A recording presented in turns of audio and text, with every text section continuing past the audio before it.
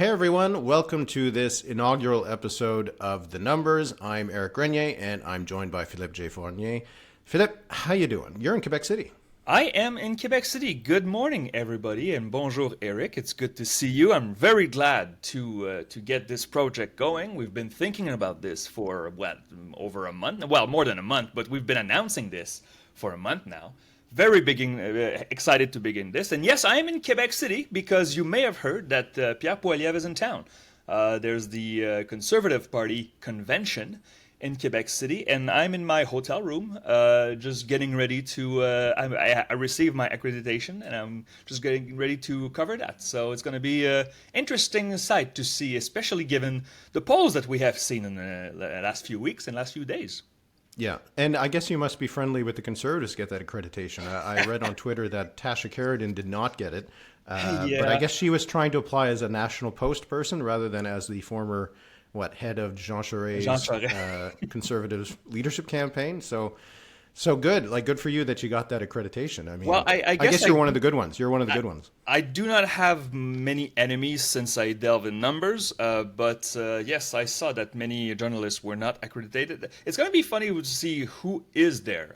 I know many journalists who are there, but who on the more on the fringes is going to be there. So I'm going to tour the convention floor in a few hours, and we'll speak about it, the details of that in the next week's episode. Yeah. So why don't we just dive right into it? I think that we probably have to talk about the poll. So, we're recording on Thursday morning, as we're going to do throughout this podcast in the future. And we got some new polls out this morning. So we had two from Abacus Data and from the Angus Reid Institute. And Abacus had a 14-point lead for the Conservatives, which I think is the biggest we've seen in any poll. Maybe one of the Main Street polls might have had a big gap like that at some point. But 14 points for Abacus, 12 points for the Angus Reid Institute, 40%, 39% for the Conservatives, 27%, 26% for the Liberals. It seems like this drumbeat of polling is coming out. I'm guessing it's just because of the convention, the start of the political season and all this. So it sounds really bad for the Liberals, but these are big numbers. At this point, it's clear that something has happened. Oh, absolutely. And when we compare, some people took a break during the summertime to escape politics and the news, and perhaps they're starting this week, and the week after Labor Day, school starts, the routine starts, and then you see, oh, wait, when I left politics in June, the Conservatives had a 3 to 5 point lead, and now suddenly it's double digits. It could be a surprise, and I must say, I'm surprised too, not because of the performance of the parties, but usually summertime is a slow time. We don't see much movement in the summertime. And the Liberals are just falling off the cliffs. Obviously, we have to also mention the Nanos rolling poll that shows completely different numbers, 32-32. We're not going to divulge the details of the numbers because they are paywalled, but it's a tie between the Liberal and Conservatives. But this poll is alone, it looks really like an outlier, although I'm not ready to say that because we need more time. But considering the Léger poll, the Main Street poll, and now this morning, two new polls fielded in the same dates, late August to early September, something has happened. And Eric, in the past, I think even though the Conservatives were leading by 4 or 5 points nationally, we could always look at the regional numbers and say, well, it's not that bad for the Liberals. Well, right now, we see double-digit leads in Ontario. And if that happens, Eric, it's most likely very close to a majority territory for the Conservatives. Yeah, the Abacus poll has a little bit less. It's 8 points in Ontario, but they do have them ahead in the greater Toronto-Hamilton area. So that means winning a lot of potential seats. You wonder if they can win, the Mississaugas and the Bramptons in the last election. The gaps were really big, and the swing has to be really big. But they're also the kind of regions that swing when there's a big swing going on. But in the Angus Reid poll, 12 points for the Conservatives in Ontario, 16 in the 905. Yeah, that's huge. Which is just a slaughter, right? That's going to be a blue wave in the suburbs and probably getting into the inner suburbs in Toronto. So yeah, there's no silver linings for the Liberals here. They're either down or tied in Atlantic Canada. the Bloc Québécois is now usually ahead in Quebec, and in the Abacus poll or the Angus Reid poll was a 6-point gap for the Bloc in Quebec. But you said, something's happening. And I find that's what's confusing a bit, because it's not clear what happened this summer. It's almost as if the only thing that I can think of that really happened over the summer was there was the cabinet shuffle, and who really cares about a cabinet shuffle? I don't think anybody does. But in a way, there was a bit of a media narrative that this cabinet shuffle was not good, that it didn't really accomplish anything, didn't move and it was almost like a self-fulfilling prophecy in that way. Like there was this conversation that the shuffle seemed to be a damp squib, and Poilievre had the new ads that came out. Yeah. And it just seemed like it was almost as if everybody just kind of decided, oh, okay, I guess the Liberals are in deep trouble right now. And I think that kind of filtered into a lot of people who might have said that, okay, then I guess this is a change election, and I'll get on that bandwagon. So, but aside from that, like what happened this summer that would explain this drop in support for the Liberals? Well, let's talk about the cabinet shuffle, for instance. Not the details of who went where, but there was a poll that I commissioned from Palace Data, a new polling firm headed by Joseph Angolano. The question was, did the recent cabinet shuffle by Justin Trudeau improve your perception about the current federal government? Now, you would not think that a July shuffle would make that big an impact, but when you divide it by region, it's basically 1 out of 6 Canadians that said, oh yeah, it did a good impact, whereas 61%, 6 out of 10 Canadians say a negative impact. And when you look at the breakdown per voting intention, so even the partisan divide is not that great. Not even half of Liberal voters say that their perceptions were improved by the cabinet shuffle. So it was a swing and a miss for Justin Trudeau. To do it in July was also a bit strange, although again, maybe you want to take the quiet time of summer to do this, but if this is a card in your sleeve, this one was utterly wasted. I mean, I think it's one we can say. But let's go back for a second here at the Abacus poll. I see that for people below the age of 45, the Liberals are running third behind the NDP. And so I know older voters tend to vote in greater numbers, but that's not true in change elections.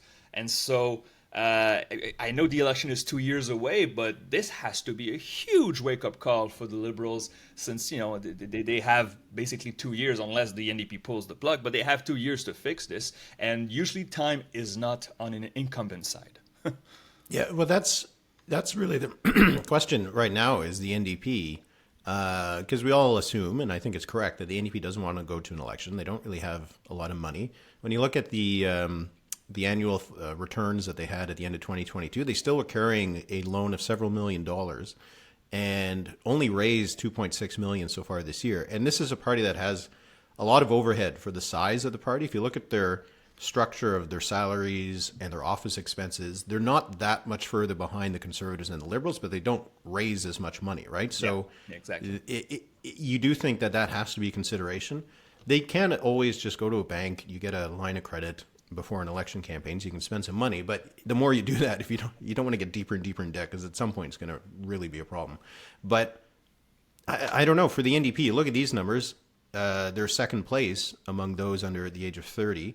And they're more or less tied with the Liberals in that 30 to 44 group.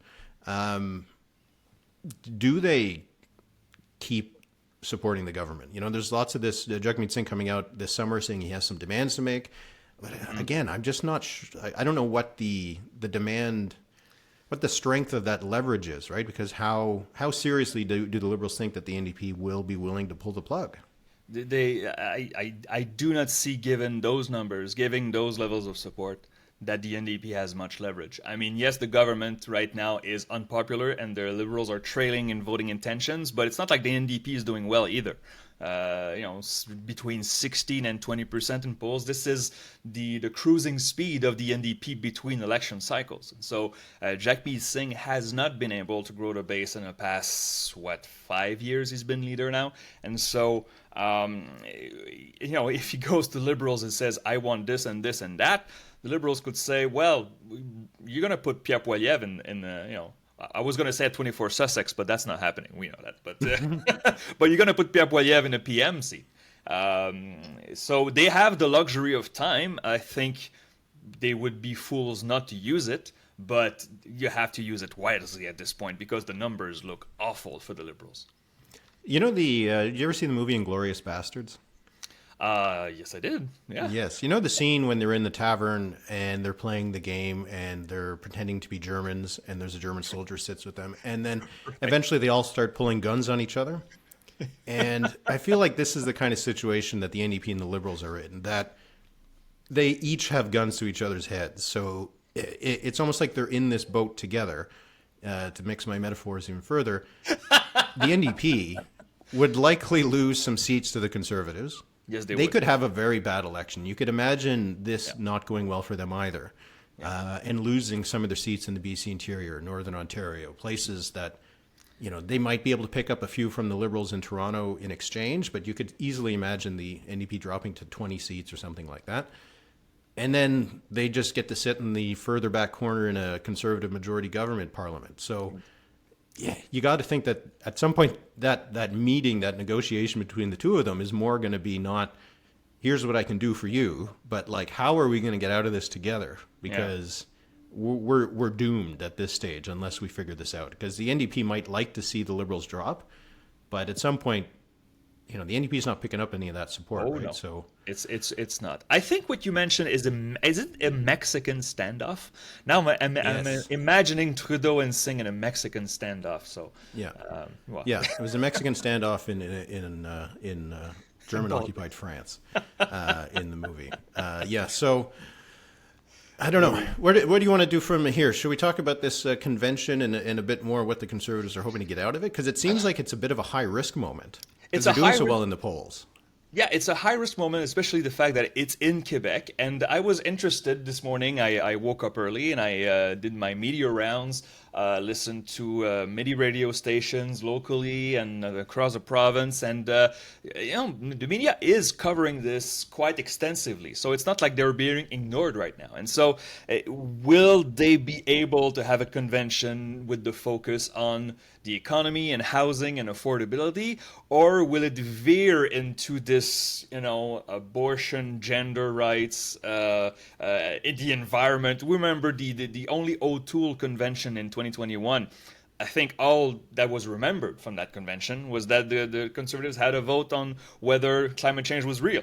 I mean, it's unfair because the motion was a bit more extensive than this, but this is what people remembered.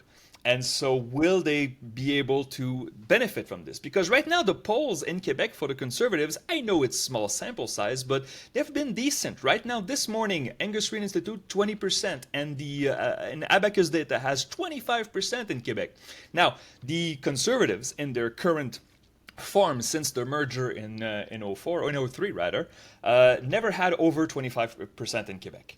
And so winning a few more seats in Quebec, we're not talking about a blue wave, but instead of the usual 8 to 10, perhaps 12, 14, 15 seats, that would alleviate the pressure on winning most of the suburbs of Toronto and many seats in Atlantic Canada. There are more paths to victory with a better performance in Quebec, and I can tell you that the Quebec media right now is watching this convention. But that, to me, that's a double-edged sword because Quebec media is especially going to be sensitive to any motions about abortion and about the environment, and are more likely, I would say, to make a big deal of it than maybe some in the rest of the country, right? So, as you said, if on Monday, Tuesday, what we're talking about is about one of these motions passing in Quebec, then you could almost see the risk there, because I think that was one of the things that happened with the Conservative vote in the 2019 campaign, right? Under Andrew Scheer, they're doing okay. They were doing not too bad. They were starting to make some inroads in Quebec. Then there was the French language debate, and Andrew Scheer couldn't really get out a clear answer on abortion, and that was it. The Conservatives lost any potential gains they could have made, right? So that, to me, is the risk here. If this is a low drama convention, this is probably going to be a great one for the Conservatives. But if it's a higher drama one, it'll be bad news, especially in Quebec, because it's getting so much attention. are they able to have a low drama convention? Now, this is something that we'll have to see. And I'm glad to be there. I will report on this next week in our next week's podcast. I will have more to say, obviously, because it starts at noon today, so nothing's happened really. I've seen some convention here in my hotel, but this is how it's going to feel on the convention floor, how are people going to speak to each other, how the motions are going to be voted on, and how is Poilievre's speech? I think he gives his speech on Friday night, so tomorrow. This is going to be the headline, right? Is he going to be able to hammer home his message to Quebecers, especially that will be watching? So. Yeah. And just the last point, I did find it interesting that Conservatives put out a little ad. I don't know if it played anywhere aside from online, attacking the Bloc, which is a fascinating take because we've seen the Conservatives go after Justin Trudeau. They don't really seem to bother going after the NDP specifically, but this was an ad targeted at the Bloc. So it does seem like they're hoping to peel off a little bit of that support and have it go to the Conservatives. Because a lot of the potential Conservative gains are Bloc seats, right? They're not Liberal seats. Yeah. The Trudeau-Blanchet carbon tax, I heard and I read. The attacks have started, and it's going to be interesting to see how Blanchet reacts because, as you said, in Quebec, if the Conservatives were to make gains, most of those gains would be at the expense of the Bloc, not the Liberals. And that means that Pierre Poilievre cannot just come here in Quebec City and use a French translation of his English speech because it's not going to work. I mean, he has to attract those suburban voters in suburban Montreal and suburban Quebec City. Perhaps some increased support in the Saguenay region, down the St. Lawrence and the eastern townships. Those are mostly Bloc seats. And how is Blanchet going to react? Because in the past, it was easy to dismiss the Conservatives, right? The separatists, as they were referred to back then, it was easy to dismiss them. But suddenly, Harper did okay in his first two elections in Quebec, and you could just dismiss, a quarter of Quebec voters, right? So Blanchet is going to be on the defense. Will he answer with some attacks? I'm really looking forward to that because the strategy here is going to be telling. Yeah. Before we move on to some of the provincial stuff, there was the news out this morning. I don't know if you saw this about the government is going to announce their judge for a public inquiry. I guess we'll find out. Maybe by the time you're listening to this news has already come out, what form of the inquiry it will take. There's two things I find interesting here. One, they putting it out today. It does seem like they're trying to. It's hard to believe that the Liberals are seeing this as a good distraction from the Conservative convention. But also, the person is a judge from Quebec, Marie-Josée Hogg, and seems to be fine. I looked in the Elections Canada database, and there was someone of that name who lived in Montreal who donated to the Conservatives in 2007 and 2015. So, assuming she's not on a Trudeau Foundation, maybe she will not get her reputation completely dragged through the mud over this, because at least at some point she donated, or someone of that name, we don't know if it's specifically that same person, to some Conservative riding associations 8 years and 16 years ago, as if that really matters. I don't think it does. But I think it's interesting that this is the person who seems to be finally willing to do the job, and I've never heard of this person before, which is probably great, right? Because David Johnston became a lightning rod for some reason. Someone who does not seem all that interesting in terms of flashiness and drama suddenly became, public enemy number one.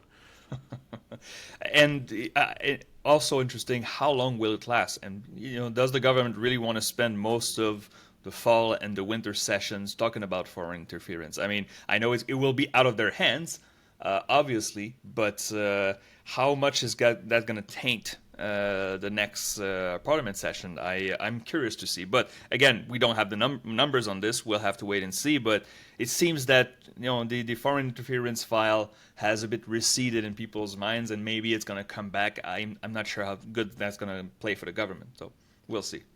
Okay. How about Ontario? There was a poll out this week. It came from Abacus Data. Finally suggested that this Greenbelt scandal, affair, controversy, I don't know what people are calling it, is Yeah. having an impact. They're down 7 points since July. They're at 34%. But to me, it's still, you look at the other parties, they're still too far behind, and they're splitting that opposition vote. Ford PCs can still kind of glide along, cruise along with these kinds of numbers.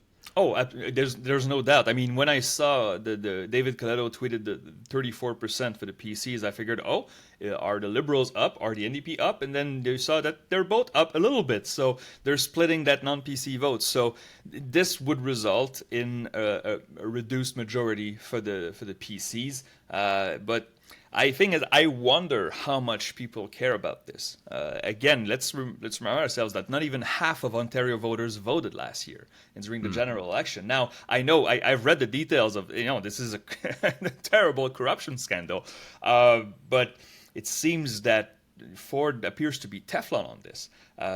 So in the coming months, if depending on how the Ford government reacts to this story and how we saw the housing minister resign, right? But is that going to change anything? We're not sure. It probably would have been worse had he stayed on. But right now, for me, it's the status quo for me. If the Liberals are at 28 instead of 25%, that's just not a big change, or not big enough to well within the margin of error of any poll. Yeah, we'll see if the numbers change in the next set of polling, because if the PCs can stay at this 34% at least, then they should be fine. If they end up dropping still, though, then there might be some reason for them to worry, though it is still 3 years until the next election. The Liberals are going to choose a leader at some point, and, that'll change things. But oh, yeah. I think the danger for Doug Ford, though, is that this story, I think, really gets out of weakness. The idea that he's there for his buddies rather than for the public. So I was just recently in the Gaspé and drove back into Ontario, and in the border crossing that brings you into Eastern Ontario, there's a sign that for Welcome to Ontario, and the slogan is "Open for Business." And that seemed like a good idea maybe in 2018. Right now, it does not sound like a very good slogan. It sounds like it's really it really chips away at that one thing that could really be a problem for Doug Ford, that kind of cronyism, that he's there for his buddies because he's a guy who's there for his buddies. It's not in the sense of corruption maybe, but in the sense that he still really does benefit from this perception that he's just he's just going along doing the best he can. Oops, he makes a mistake. He apologizes for it. But I do wonder if this is one of those things that eventually gets added to a list that becomes too much.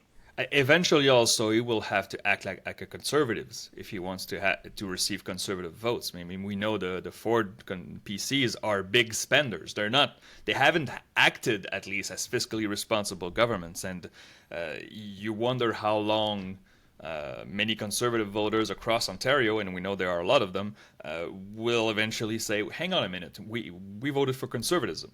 Unless culture wars get in the way, we know that sometimes that's a big escape pod for conservative governments. But if this summer scandal has put a dent of 4 or 5 points into the PCs, that probably means that it will not take them down, unless it stretches in time. But I was a bit unimpressed by those numbers, to be honest. Oh, all right, yeah. We'll see what happens, right? Because you never know. There could be new stories that come out, some investigation, something that gets a little bit more closer to criminal kind of accusations coming from somewhere, or maybe this is as deep as it ends up going, and we end up kind of moving on to something else in the next couple of years. It is very early in this mandate, but things like the gas plant scandal, which with the Ontario Liberals, it happened pretty far out from the 2018 election, but it was just one of those extra things, right? Yeah. That if we get to 2026 and there's the perception that the Ontario PCs are, cronyist kind of government, there might be other examples that come up between now and then that becomes just the narrative that is easy for another party to knock over. But it is going to have to require one of these opposition parties to be the opposition, to be the alternative. Oh, yeah. Right now, Ontarians still haven't decided who is the de facto government in waiting. And I've heard and read many political scientists remind that sometimes election cycles are complicated, the issues are complex, and sometimes it's just as simple as people are sick of you. After 8 years or 9 years, people are just sick of you. And, there's are many things to blame the Trudeau government on, but to go back to the federal numbers and then to Doug Ford, after 8 or 9 years, people are just sick of seeing your face and they want change. So Doug Ford is in his second term. At the end of this second term, we'll look in hindsight and see that as a first dent into the PC support. I'm not sure that's the case, but hindsight will help in this case. So, yeah. Hey, Eric, I think we have to talk about a general election that's going on right now. There is a campaign. Well, no, there's an Ontario election in 3 years. Why would this? I think you might be talking about Manitoba. That is correct. Manitoba dropped the writ earlier this week. We haven't seen any new polling, although Main Street Research has already announced on Twitter, or X, whatever you want to call it.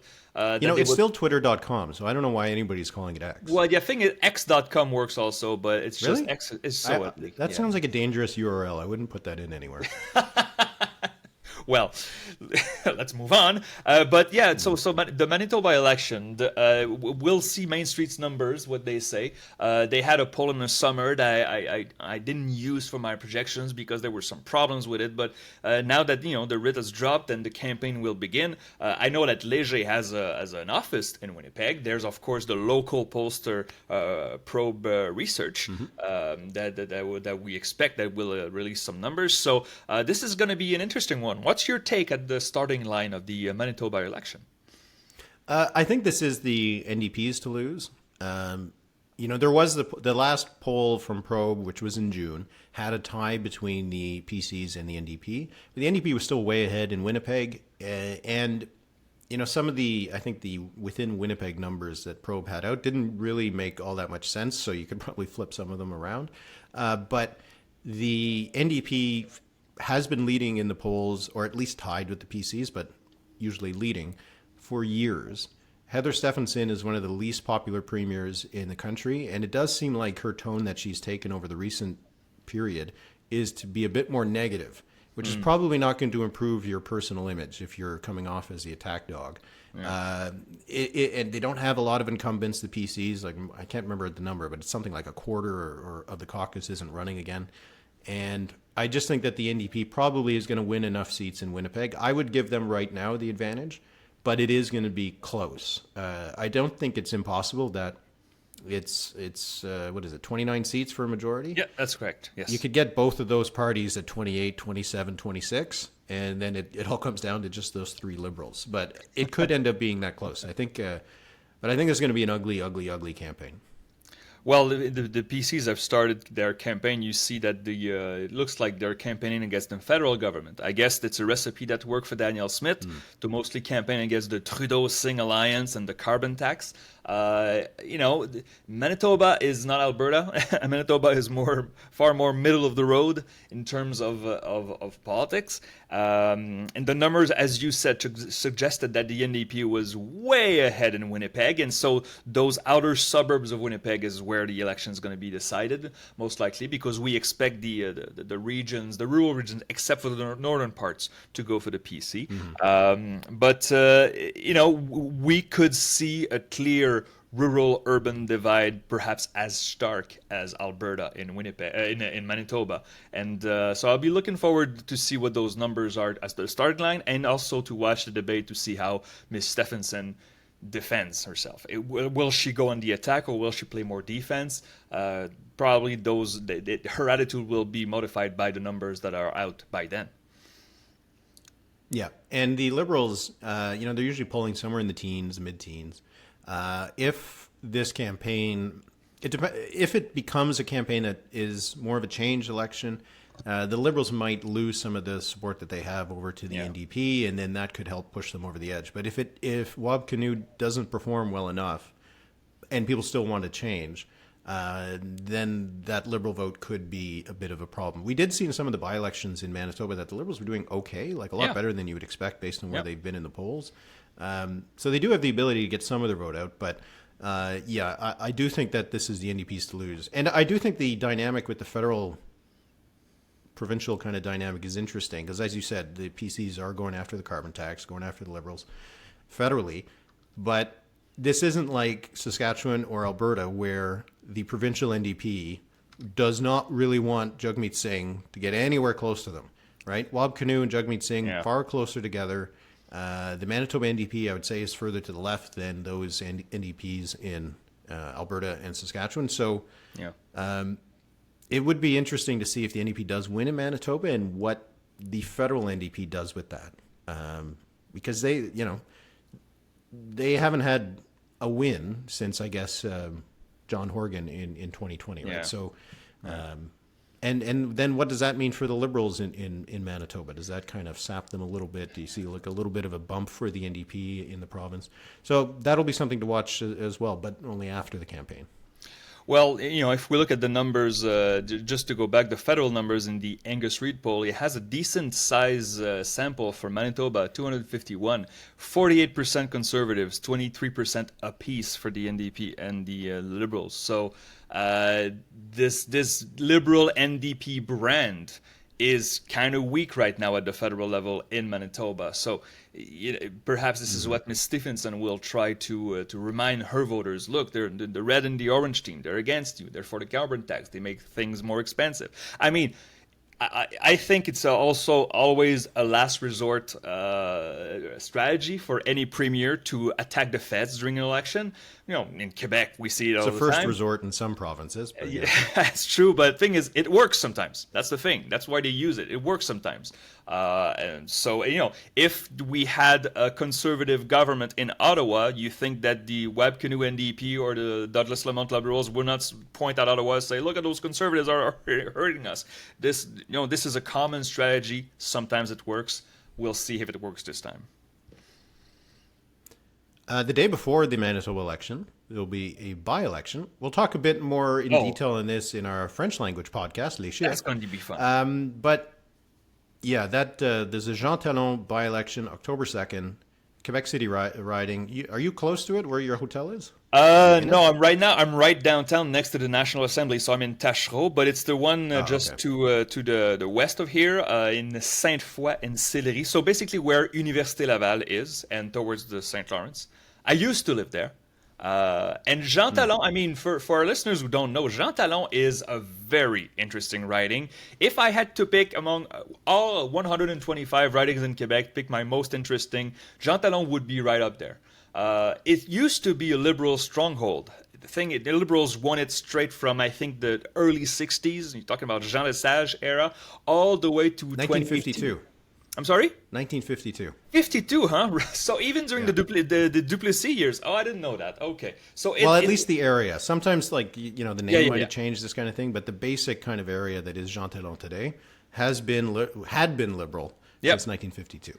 And even in 2018, when Philippe Couillard Liberals got decimated by the CAQ, they still won that riding. But the thing is, it's interesting. They won it every time, but many of those elections were really close. If you look at the results in the referendum era, the 94 and 98 elections, they were decided by, I think one was 25 votes and one was 200 votes. So it was very close. And right now we see a resurgence of the Parti québécois in Quebec City, which, having grown up in Quebec City in my teen years, is a big surprise because the Parti québécois has not been popular in Quebec City for a long time, and now this strange riding that covers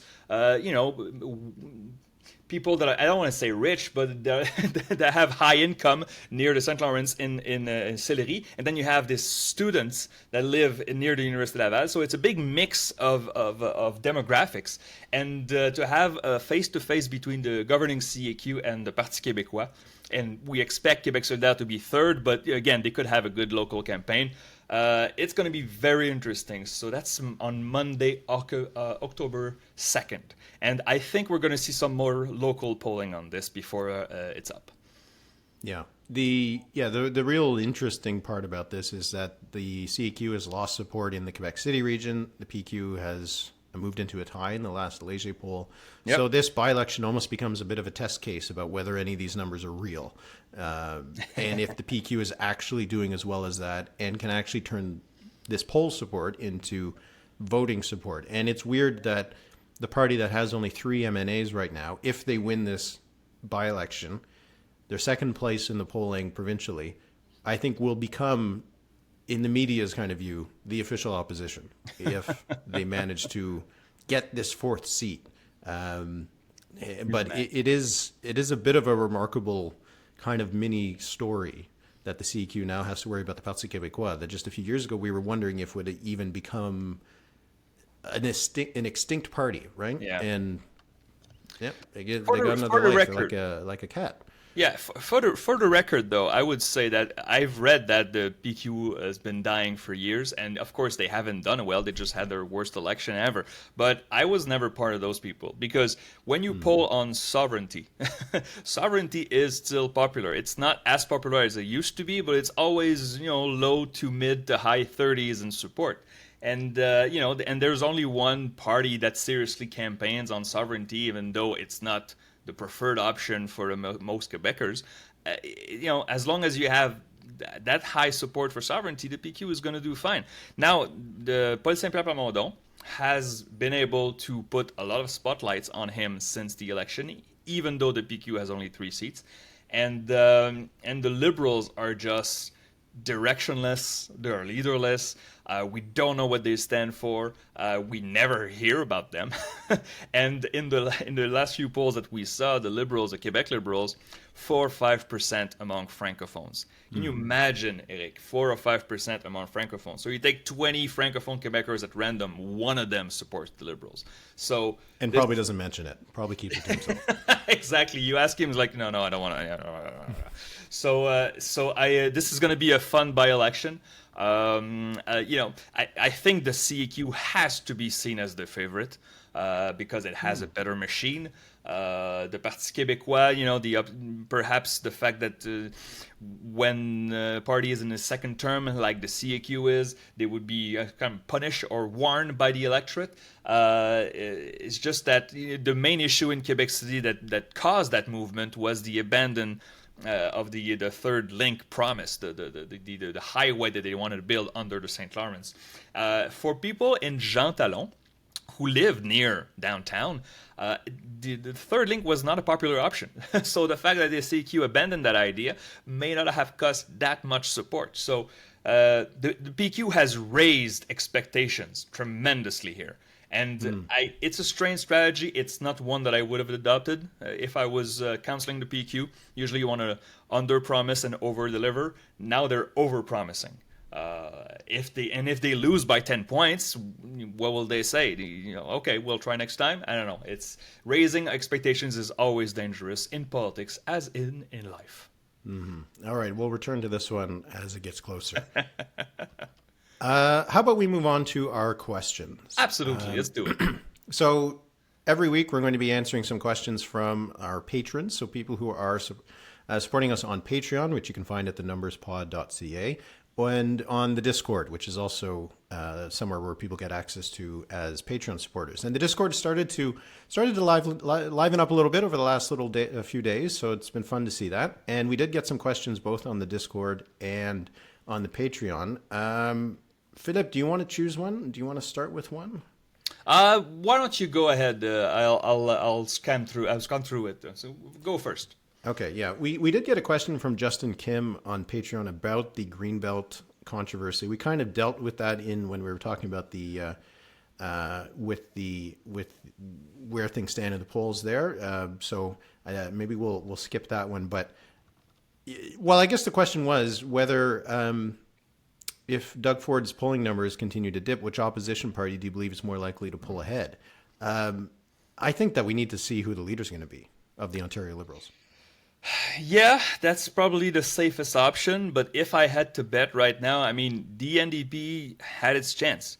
Last year, 22 election in Ontario, the NDP lost 800,000 votes compared to 2018.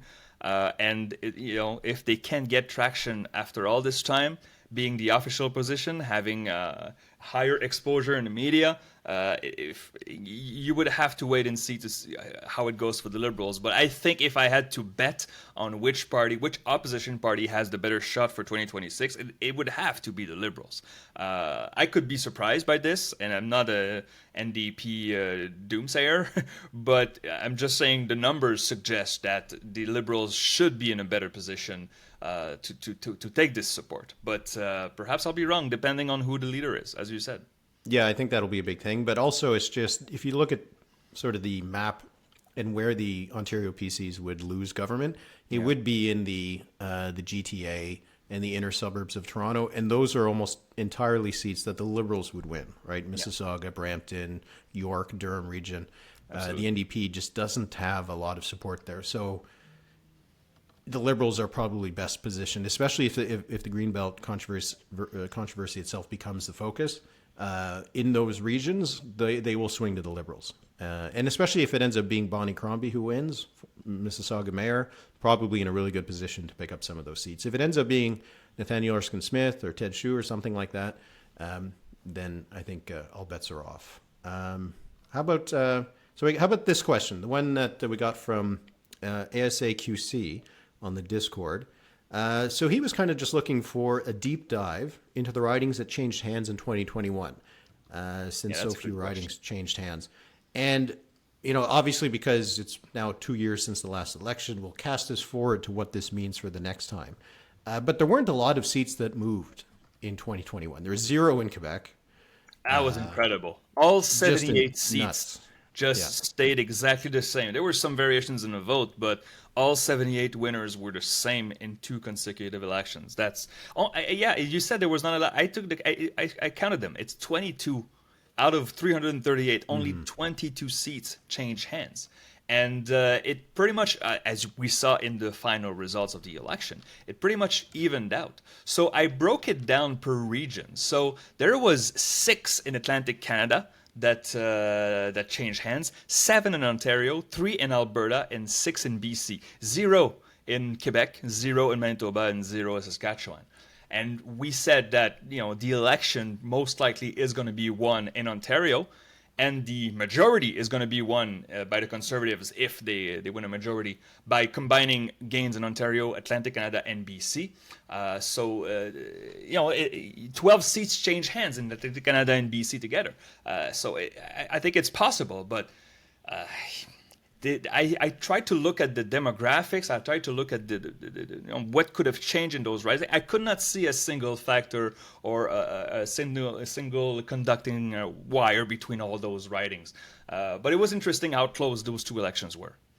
I'd say that there's 2 things I would look at from the ridings. One is the Atlantic Canada one. So the Liberals lost in Miramichi. They lost in Coast of Bays in Newfoundland, Cumberland, Colchester, Nova Scotia, and South Shore, St. Margaret's in Nova Scotia. So they lost a lot of these rural ridings in Atlantic Canada. And when you're looking at what's going to happen next time, some of the polling that we've seen in Atlantic Canada suggests that a lot more seats could flip, right? So you would be looking at other seats that are similar to that. A lot of the seats in Newfoundland on the island that aren't on the Avalon Peninsula where it's St. John's and everything, but in the rest of the kind of rural Newfoundland, those seats could flip. You look at, there's not many more to flip in New Brunswick, but in Nova Scotia there might be a couple, Cape Breton and other places on the mainland. So you can see that kind of thing might carry over. And then the other one is the ridings with big Chinese Canadian populations, right? Because you're looking at Richmond Centre, Steveston, Richmond East, those flipped, Markham, Unionville, and Aurora, Oak Ridges, Richmond Hill also has a decent size of Chinese Canadians. So that was definitely an issue. Yeah. That's why this has been discussed. Now, I'm more of the belief that the tone that the Conservatives took during the campaign against China probably did not cast the Conservative Party as a friendly party to Chinese Canadians, because not all Chinese Canadians feel that China's an awful place, right? So I feel like that probably had far more to do with it than a few, posts on WeChat or whatever it was. But there was clearly something that happened in the Chinese Canadian community to flip those seats from the Conservatives to the Liberals, right? Because these were parts it was surprising that the Liberals were able to pick up seats, right? Oh yeah, they lost some to make up for that, but so yeah, I think those are the two things. So what will happen in those ridings next time, right? If we were using the polls to just kind of swing things around, a lot of these might swing from the Liberals to the Conservatives. But how are Chinese Canadians who swung away from the Conservatives, how are they going to react next time? I think that is going to be one of the really interesting questions, and it's going to be, I think, really difficult for those of us who aren't members of that community to really get a good beat on what's happening. I remember on the election night in 2021, I was doing TV with Bell Media, and late at night, we're all tired. The BC results are coming in, and I see Richmond Centre red on the map. I was off air. I said to the host, "Is like, wait, what's going on here? Is that only one or two boxes that are opened?" The Conservatives had won that riding by 20 points, and were polling better in BC than they were in the previous election.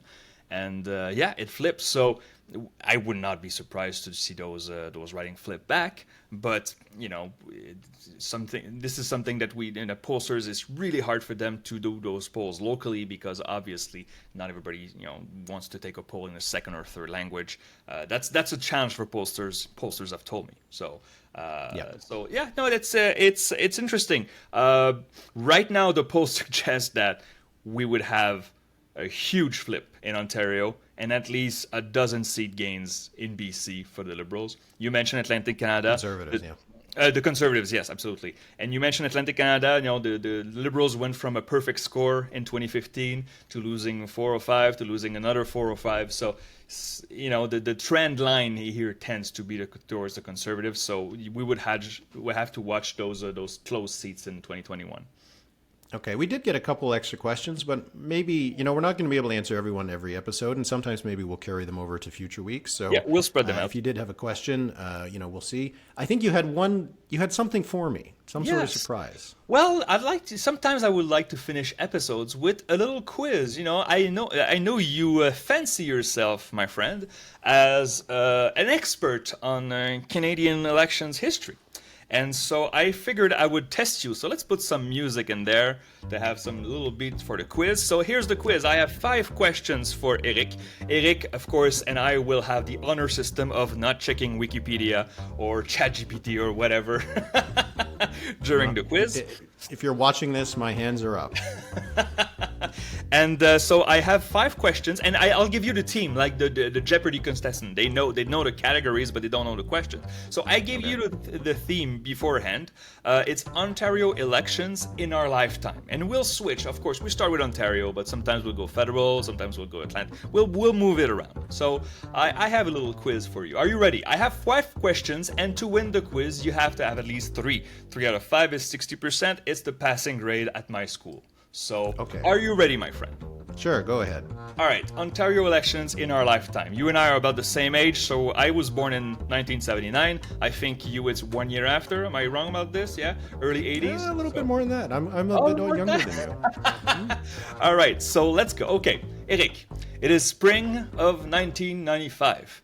The Ontario election is taking place on June 8, and of course, Mike Harris of the Progressive Conservative won their first of 2 majority at Queen's Park. The incumbents were, as you know, the Bob Rae NDP, which will be replaced after a single term in power and would never get close to power again in Ontario. In the middle were Ontario Liberals, led by Lynn McLeod, you may remember, who had been leading in most polls in the years before the writ was dropped for the 95 election. So, during the leaders' debate, Mike Harris' calm and composed performance was well received by voters, and shortly after, the PC took the lead in polls and never looked back. My question for you: what was the share of the popular vote for the Ontario Liberals in that election? And my question, you don't have to get it perfectly, it has to be close to the pin, and here's how it's going to work. I rounded the answers to the nearest percentage point, and I'm giving you a range of plus or minus 2%, rounded, of course. So, for instance, if the party had 21.7%, it's rounded up to 22. So the acceptable range would go from 20 to 24. So I repeat, what was the share of the OLP in the 95 election? Oh boy. All right. I think that the NDP dropped to somewhere around 20. And if the PCs won, they won a big majority. They were probably somewhere north of 40. So I'm going to guess it was 35% for the Ontario Liberals. The answer, my friend, was 31%. Accepted answers from 29 to 33, so 35 would be over. The PCs won that election, of course, 82 seats out of 130, with just under 45% of the vote. So, 0 for 1. Okay. Bum, bum, ba-dum. Number 2. Eric, we are in the spring of 1985. Frank Miller's Progressive Conservatives are the incumbent. The PCs have been in power for 42 straight years. Miller took over the PCs after Bill Davis retired. Bill Davis had been very popular and he ruled Ontario from 71 to 85. So the campaign began and the PCs were heavy favorite, but as it went on, the numbers tightened significantly, and in the end, the election ended in a stalemate. The PCs won a plurality of seats, 52 out of 130. And in June, of course, it was a minority government, and in June, the Liberal and the NDP made a coalition, and they took down the PCs in a vote of confidence. The question: what was the share of the vote of the PCs in that election, the 1985 election? And I'm using the same rule, rounded to the closest integer, plus or minus 2. Oh boy, this is tough. I do recall that the PCs lost the popular vote. Is that correct? Well, that would be giving you a hint, my friend. Okay. And yes, it's correct. And yes, it's correct. Yes, they did, just by a bit. Okay, so the NDP did pretty well, so 38. The answer was 37. So you are well within range. 37.1. The Liberals had 37.7% of the vote. And so this was the end of the PC dynasty. So you're 1 for 2, my friend. You're doing okay. All right, so I need to get 2 of the last 3 correct. Okay. All right. Eric, it is 1999. Mike Harris' PC look invincible were their common sense revolution. But as the campaign goes on, new Liberal leader Dalton McGuinty, you may have heard of him, shows strong performances and achieves something that every Liberal leader needs to win, which is to attract NDP voters. It is the first election of the new NDP leader, Howard Hampton, and his party falters. My question to you, in the 1999 Ontario election, what was the share of the vote for the NDP in that election? Yeah, okay, yeah. So after Bob Rae had a bad go in 1995, the NDP continued to have trouble during the Hampton years, and they didn't really get back to that vying for power or contention kind of position. So they dropped, but I don't think they dropped that bad. I'm going to say it was 16%. Oh, the answer is 12.6%. We round up to 13. Acceptable range from 11 to 15. I'm sorry, Eric, but that is wrong. 12.6%. That's bad. That's really bad. That's a bad election. Yeah. Okay, so now I gotta run the table for the You last have two. to run Okay, the table. And the last 2 questions are a bit different. So here you go. Okay. Limiting ourselves to elections in our lifetime in Ontario. In what general election did the Green Party of Ontario break the 1% mark for the first time? Oh, okay, that's good. Okay. They started out pretty early doing well in Ontario, if I recall. I'm going to say it was in 1999. 0.8% of the vote in 1999. I'm sorry, it was 2003. 2003 with 2.8% of the vote. Their big break was the 2007 election when they had 8% of the vote. You may remember Frank de Jong, I think his name was the leader. He eventually became the leader of the Yukon Greens, if you can believe it. Oh, is that so? Oh, I didn't know that. That's interesting. I hope that he moved there. Beautiful place. Yes. All right, so I've already failed, but But let's see if I can at least get 40%, which is enough to win a majority. So that is true. normally, That is true. yeah, Okay. in Ontario. This could be a bit hard, but it's a multiple choice question. So, in our lifetime, which party and in what year received the highest share of the popular vote in an Ontario general election? Was it the 87 Peterson Liberals, the 95 Harris Conservatives, the 99 Harris Conservatives, or the 03 McGuinty Liberals? So in our lifetime, which party and in what year received the highest share of the popular vote in a general election? I'm going between the Peterson Liberals in 87 and McGuinty in 2003, but I'm going to say it was Peterson because that was a huge majority they won. The answer is the 87 David Peterson with 47.3% of the vote. My friend, you didn't win the quiz, but you have 40%, enough for a majority, as you said. And this was the first iteration of the quiz, Eric. Congratulations, you did not cheat. You did, considerably, I think that was pretty hard. I did not win. Yeah, okay. All right, let's, we'll close off every episode with a quick little number of the week. Do you want to go first, or do you want me to go first? I'll go first. The number we just mentioned in the quiz, it's 40. When we see 40% at the federal, which has not happened very often, the Liberals, the Trudeau Liberals, had some good polls at the height of the pandemic that were over 40%, but it's really rare to see 40% in polls, especially in recent years. And now we have two polls, the recent polls that have the Conservatives at 40% or very close to 40%, and this, no matter how you slice it, would be a majority for the Conservatives. Will they be able to keep that up? When you see that 4-0, it really changes perspective because it could signal a change election. So my number of the week is 40. My number is going to be similar, and it's going to be 43. Okay. 43 is the support that the Conservatives had in Ontario in the Léger poll. Yeah. And it was a 15-point lead for the Conservatives over the Liberals. And in the Angus Reid poll that just came out this morning, they were at 42% in Ontario. Yeah. If they are getting into the low 40s in Ontario, that is game over for the Liberals. That is what Stephen Harper managed around in 2011. That's going to be key. So if the Conservatives are maintaining that kind of support in Ontario, that's going to be trouble because we have, throughout the time that the Conservatives have been leading over the last, couple of years, there was always a small gap or a Liberal lead in Ontario, and it was the saving grace of the Liberals. But Conservatives over 40% consistently, that's going to be something that the Liberals are going to have to really, really worry about because that means that they're doomed. Oh, yeah. I mean, they would not break, 80, 85 seats, the Liberals, if they lose Ontario by that much. So, yeah, no, those are terrifying numbers if you're a Liberal. Yeah, and great numbers if you're a Conservative, to flip the coin there. All right, so I think that'll be it for this first episode of the Numbers Podcast. Philippe, you have good plans, I hope. You're going to spend some time out drinking with Conservatives in Quebec City over the next few days?